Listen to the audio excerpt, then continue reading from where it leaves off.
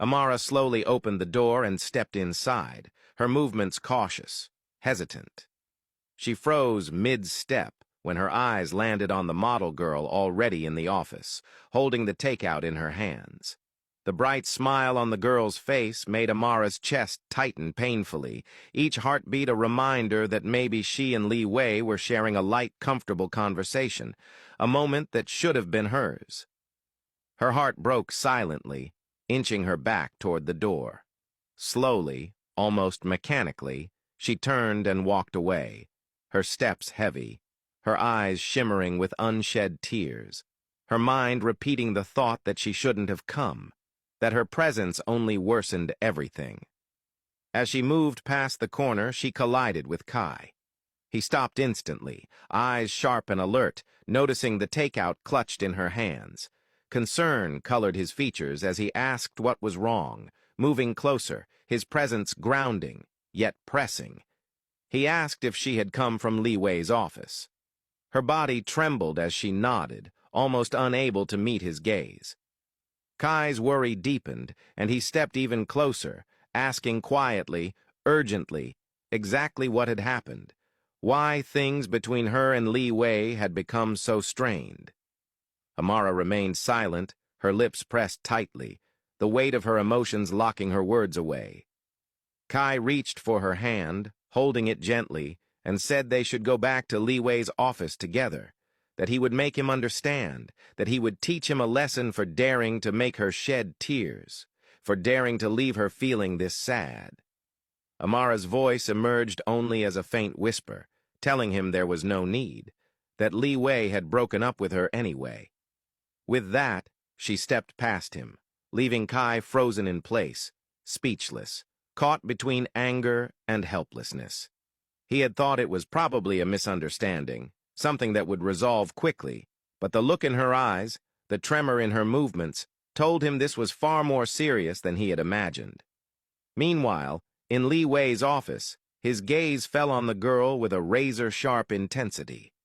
He asked who had allowed her into his office, his voice controlled but unyielding.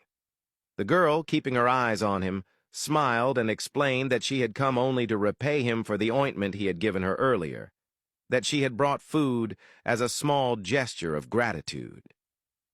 Liwei remained silent, his gaze unreadable, assessing, unblinking.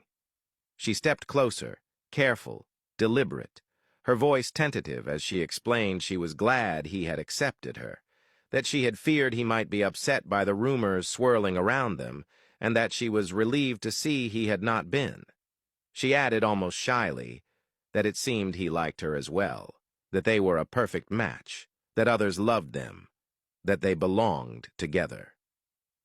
Liwei's eyes did not waver, unrelenting, sharp, burning as he absorbed each word. Finally, his voice low, measured, he asked if she had been the one who had followed him in Beijing, taking photos and sending them to the media. Her body froze. A shiver ran through her, the fingers clutching the food, trembling uncontrollably.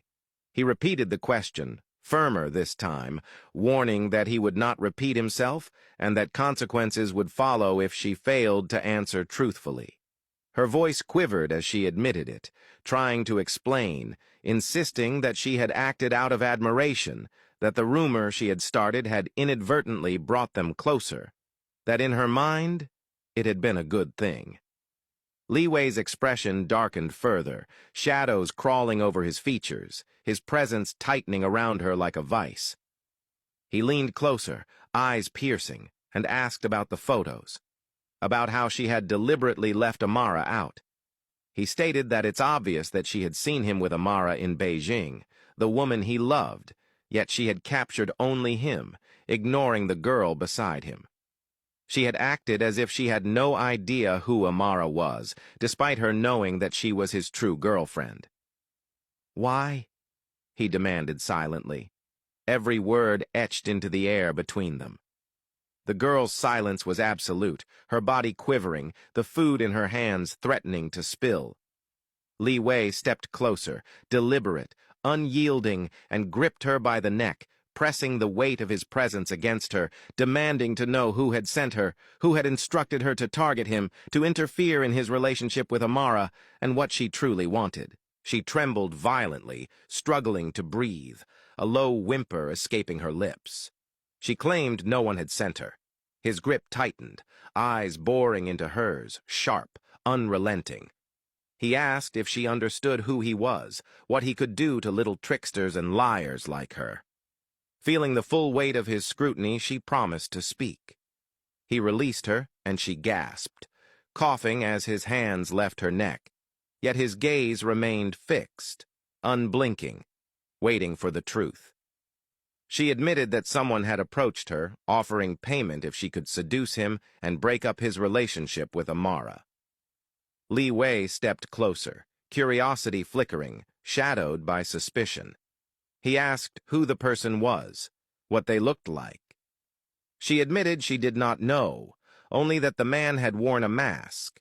From his voice, from the tone and movements of his hands and body, she could tell he was young. He had given her the offer and promised full payment if she succeeded. Initially, she had believed it would be simple, that she and Liwei were unconnected. But the moment she had laid eyes on him, something shifted, and she had fallen in love. She claimed she was willing to abandon the arrangement entirely, just to be with him. Liwei let out a short, humorless chuckle, leaning closer, eyes sharp and unflinching. If she thought he liked her, she was fooling herself. If she thought he would leave Amara for her, she was insane. He commanded her to stop the foolish mission she was on, warning that if she dared speak another word about him or Amara, she would not be spared. The girl bolted immediately, her footsteps rapid, uneven, desperate. Kai entered moments later, watching her leave before moving to Liwei. He asked what had happened between him and Amara, telling him that she was crying. Liwei's eyebrows drew together. He asked if she was really crying. Kai nodded quietly, explaining that she had said Liwei had broken up with her. Before Liwei could respond, his assistant entered, announcing that it was time for his meeting. Liwei nodded, saying he would be there in a minute. Kai hesitated, asking if he really would not see Amara to fix what had gone wrong. Liwei glanced at him, eyes firm, and said he would see her at home. He walked out, leaving Kai standing there alone. Later that evening, after a long day of meetings, Liwei pulled up at his residence. He paused in the car, gripping the flowers he had bought for Amara. The petals pressed like a fragile promise, thinking about how he would speak with her, how he would apologize for making her cry, how he would fix everything. He stepped out, the cool evening air brushing against him, and froze as his eyes landed at the door. The little boy, May and James's son, was standing silently at the entrance, waiting. Liwei immediately approached the boy, lowering himself to meet his height. His sharp eyes softened slightly as he looked at him, studying his small, anxious frame. He asked gently why he was there, and why he was not at home. The boy said nothing at first, his lips pressed tight, eyes wide. Liwei reached out, taking his hands in his, pressing lightly, asking again why he was not home. Finally, the boy spoke, his voice small and trembling, telling him that no one was at home, that his mom and dad had not returned.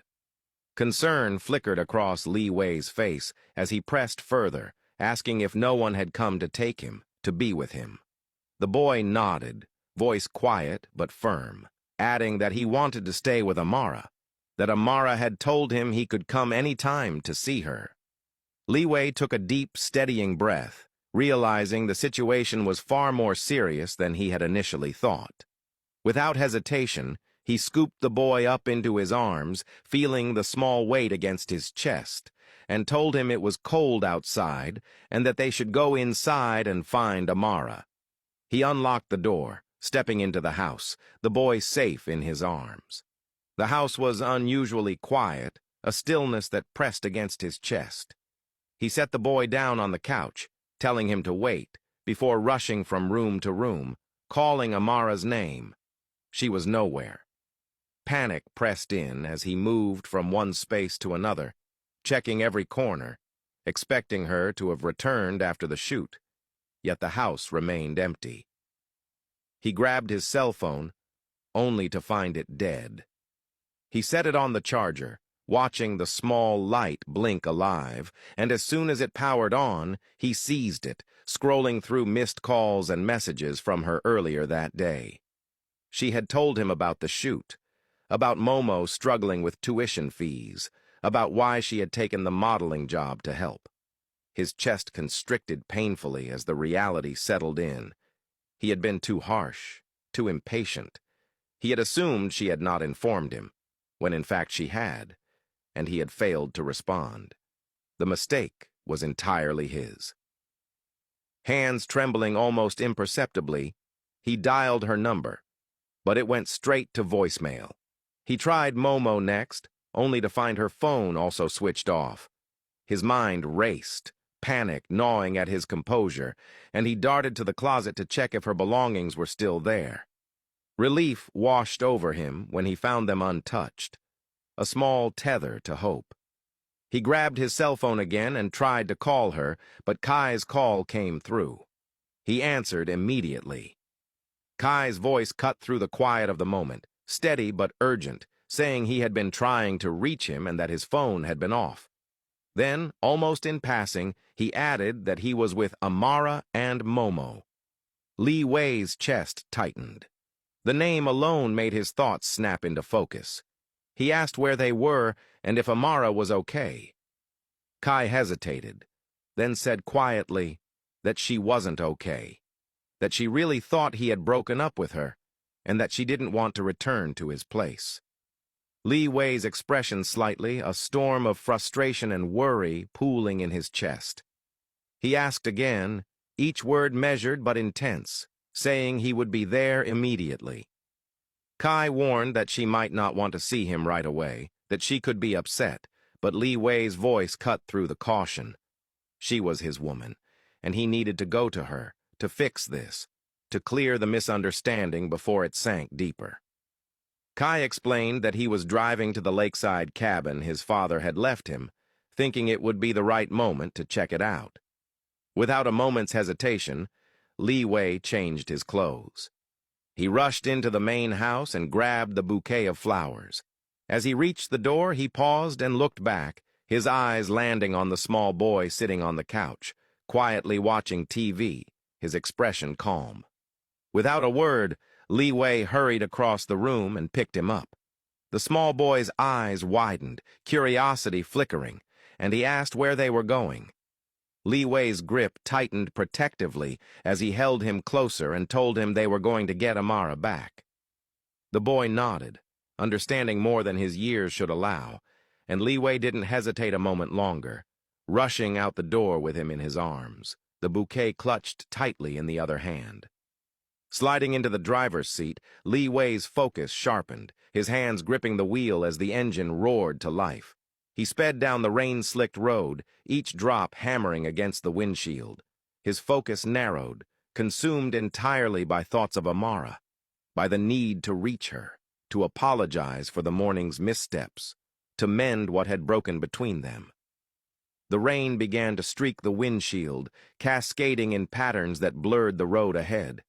But he drove on relentlessly, mind and heart fixed solely on bringing her back, on making things right.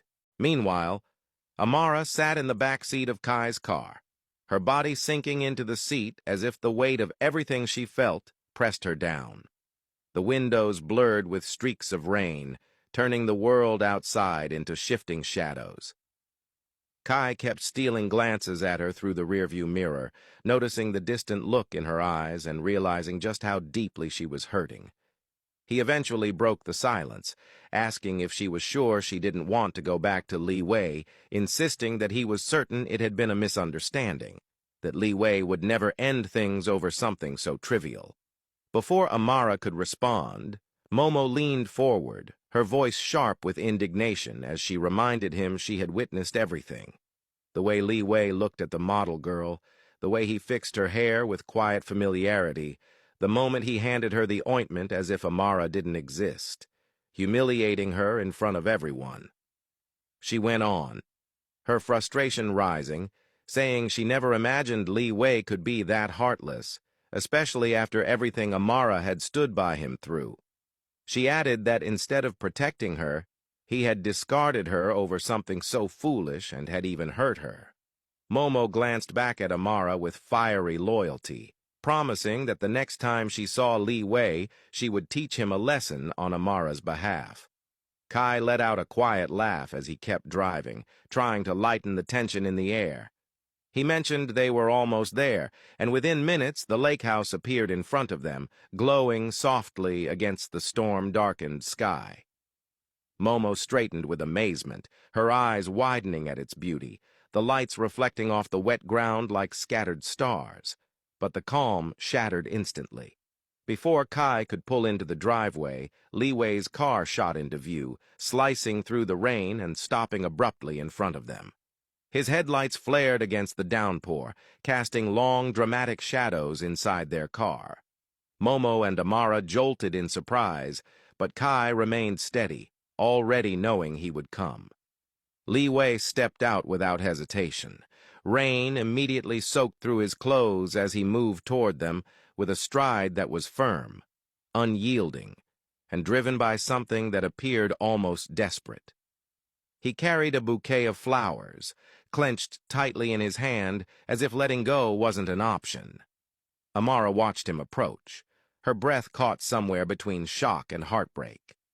He reached her door and tapped on the window, his presence overwhelming even through the glass.